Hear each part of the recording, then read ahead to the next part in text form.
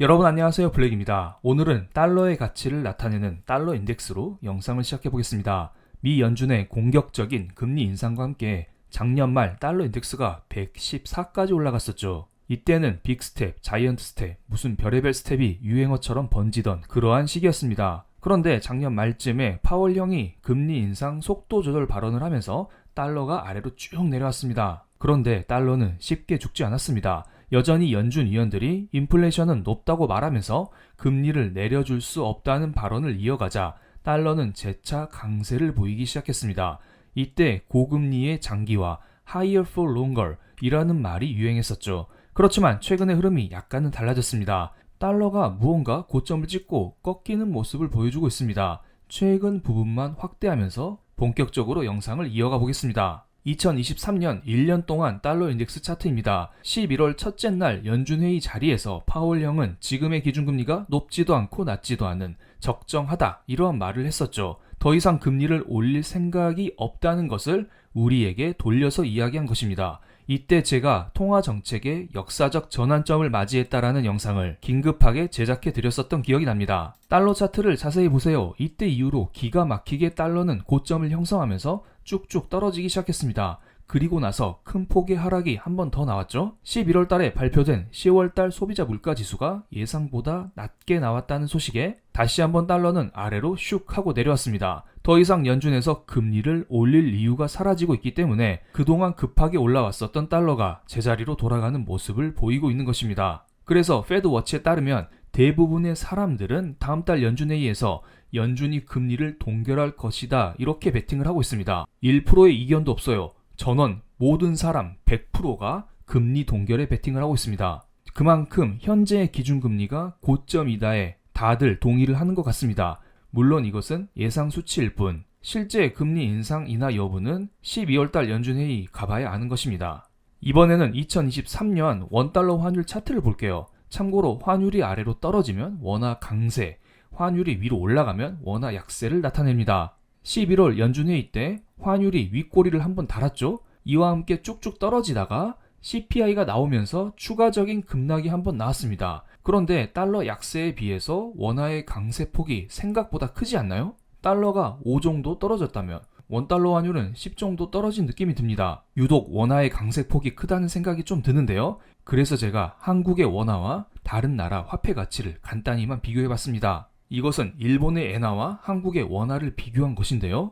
일본의 엔화와 비교해도 한국의 원화가 최근 들어 급격한 강세를 보이고 있습니다. 그리고 이번에는 중국의 위안화와 한국의 원화를 비교해 보겠습니다. 이번에도 마찬가지예요. 중국의 위안화에 비해 한국의 원화가 최근 들어 급격한 강세를 보이고 있습니다. 한 번에 정리를 드리면 11월 달 들어서 한국의 원화가 가장 큰 강세를 보이고 있고요. 달러가 가장 큰 약세를 보이고 있고 중간에 위안화와 엔화가 있습니다. 도대체 한국에 무슨 일이 생긴 걸까요? 이런 뉴스를 한번 보겠습니다. 중국은 지금 경제가 매우 좋지 않습니다. 그러면서 돈을 엄청나게 풀고 있어요. 최근에 나온 소식인데 부동산을 살리기 위해서 180조 투입을 검토하고 있다고 하네요. 중국은 여전히 물가가 낮잖아요. 그렇기 때문에 이렇게 적극적으로 돈을 풀 수가 있는 것입니다. 그리고 이웃나라 일본을 볼까요? 일본은 최근 열린 통화정책회의에서 여전히 비둘기스러운 모습을 보여줬습니다. 여전히 양적 완화를 그대로 유지하고 돈을 풀겠다는 발언을 했죠. 그렇기 때문에 일본의 엔화가 쉽사리 강세로 전환되지 않는 것입니다. 즉 일본의 엔화는 여전히 약세를 보이고 있고 상대적으로 한국의 원화가 더 큰 폭의 강세를 보이고 있다 이렇게 보시면 될 것 같습니다. 게다가 한국은 가계부채가 심각하죠. 이것은 한 달 전에 나온 기사 헤드라인인데 이창용 한국은행 총재께서는 가계부채가 안 잡히면 금리 인상도 고려한다는 말을 했죠. 요즘 다들 금리 동결, 금리 인하 이야기하고 있는데 얼마나 가계부채가 심각하면 금리 인상이라는 카드를 만지작거리지 않았나 이런 생각이 들기도 합니다. 이렇게 한국은 다른 나라에 비해 상대적으로 돈을 잘 풀지 않았기 때문에 화폐가 강세를 보일 수 있습니다. 보통 달러가 약세인 구간에서는 엔, 위안, 원 모두 강세를 보이는데요. 한국은 높은 가계부채로 인해서 금리 인상 발언도 서슴지 않고 있기 때문에 원화가 유독 강세를 보이고 있다라고 정리를 드릴 수가 있겠습니다. 그런데 원화의 강세 이유에는 하나 더 있습니다. 한국은 수출 중심의 국가입니다. 수출이 살아나면 원화는 강세를 보이곤 합니다. 그런데 지난 10월달 한국의 수출 금액이 전년 대비 플러스로 돌아섰습니다. 이 자료에는 나타나 있지 않지만 11월달 한국의 수출도 좋은 모습을 보이고 있고, 이런 흐름으로 가다가는 반도체 수출 금액 역시 전년 동월 대비 플러스로 전환될 가능성이 높아 보입니다. 그래서 한국의 기재부에서도 올해 처음으로 경기가 회복 중이다 이런 말을 썼습니다. 한국의 수출 개선에는 여러 가지 이유가 있겠지만 삼성전자와 하이닉스의 지속적인 반도체 감산의 결과로 인해서 반도체 가격이 다시 상승 전환한 게 크죠. 지금 현재 반도체 중심으로 수출의 회복세가 포착이 되고 있습니다. 그렇다면 이런 질문을 할 수가 있겠네요. 지금의 달러 약세, 원화 강세가 지속될 수 있을까요? 그렇다면 미국에서 먼저 달러가 더 떨어질 수 있는지 이것을 체크할 필요가 있어 보입니다. 그래서 제가 연준 위원들의 발언을 몇 개 가져왔습니다. 이것은 매파적인 분들의 발언인데요. 파월 연준 의장은 11월 초 연준 회의에서는 비둘기스러운 발언을 했지만 11월 9일에 열린 컨퍼런스 자리에서는 다시 돌변하면서 매파적인 발언을 했습니다. 그리고 다른 연준 위원 역시 인플레이션이 다시 상승한다면 연준은 금리를 더 올려야 된다 이런 말을 하고 있네요. 그런데 이분들은 매파적이기 때문에 이런 말을 할 수가 있겠죠. 그렇다면 비둘기스러운 분들은 어떤 발언을 하고 있을까요? 대표적으로 라파엘 보스텍 애틀란타 연은 총재, 메리 델리 샌프란시스코 연은 총재, 오스탄 굴스비 시카고 연은 총재, 이러한 분들이 있습니다. 이러한 분들은 금리 인상에 대해서 부정적인 반응을 보이고 있죠. 그렇지만 금리 인하 이야기도 그렇게 하고 있지 않습니다. 이분들이 말하고 있는 키워드는 인내, 신중, 감시 이런 말을 하고 있습니다. 그러니까 이렇게 정리를 드릴 수가 있겠네요. 기준금리 자체만 봤을 때에는 피크를 친 것은 맞아 보이지만 이 상황에서 기준금리를 내리기에는 약간은 부담스럽다. 조금 더 인내를 가지고 신중하게 지켜볼 필요가 있다. 데이터를 더 확인하자. 이런 말을 하고 있습니다. 연준 위원들은 아마도 이것을 겁내하는 것 같습니다. 회색으로 표기된 게 1970년대, 80년대 물가 상승률 차트입니다. 그때 당시 물가 상승률이 이렇게 올랐다가 진정되었다가 다시 오르는 모습이 나왔죠. 왜냐하면 물가 진정을 확인하면서 연준이 기준금리를 내려버렸거든요. 금리 인하가 포착되자 시장은 곧바로 반응하면서 물가가 이렇게 올랐었던 가슴 아픈 기억이 있습니다. 그런데 주황색으로 표기된 현재 부분을 볼게요.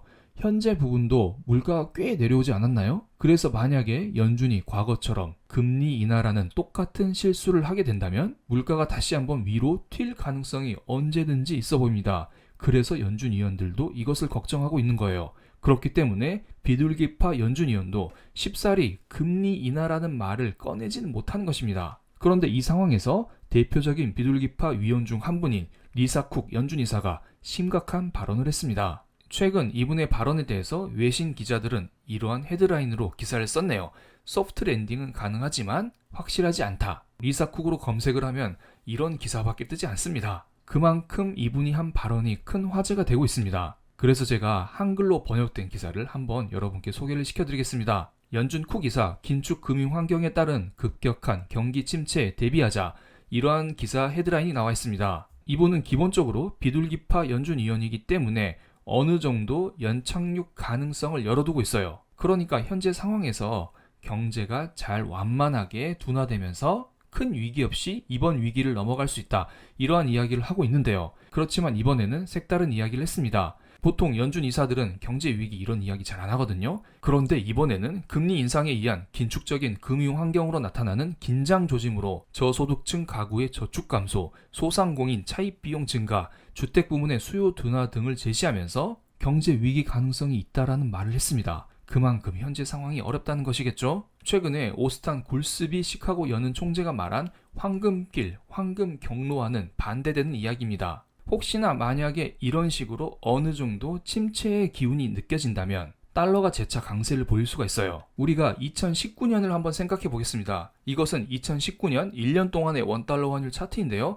이때 당시 연준이 기준금리를 3번이나 내렸습니다. 그럼에도 불구하고 환율은 전체적으로 상승하는 추세를 그리면서 원화 약세 움직임을 보였었죠. 그러니까 연준이 기준금리를 내려줄지라도 원화가 강세로 전환되지 않을 수가 있습니다. 만약에 세계 경제가 불안하다면 말이죠. 일반적으로 달러는 안전자산의 역할도 하고 있기 때문에 생각보다 엄청나게 큰 폭의 하락은 없지 않을까 이런 생각을 하고 있습니다. 물론 저는 단기적인 흐름만 가지고 설명드리는 것입니다. 앞으로 1년 후, 5년 후, 10년 후 이것은 그때 가봐야 아는 것이겠고요. 그렇기 때문에 제 기준으로 지금의 환율은 박스 하단 부분이 아닐까 이런 생각을 하고 있습니다. 물론 조금 더 추가적으로 내려갈 구석은 있겠죠. 제가 신이 아니니까 정확하게 맞추지 못합니다. 이 점을 감안하시면서 투자에 참고해 주시기 바랍니다. 그럼 오늘 영상 여기서 마치겠습니다. 제 영상이 마음에 드셨다면 구독, 좋아요, 알림 설정까지 부탁드리겠습니다. 감사합니다.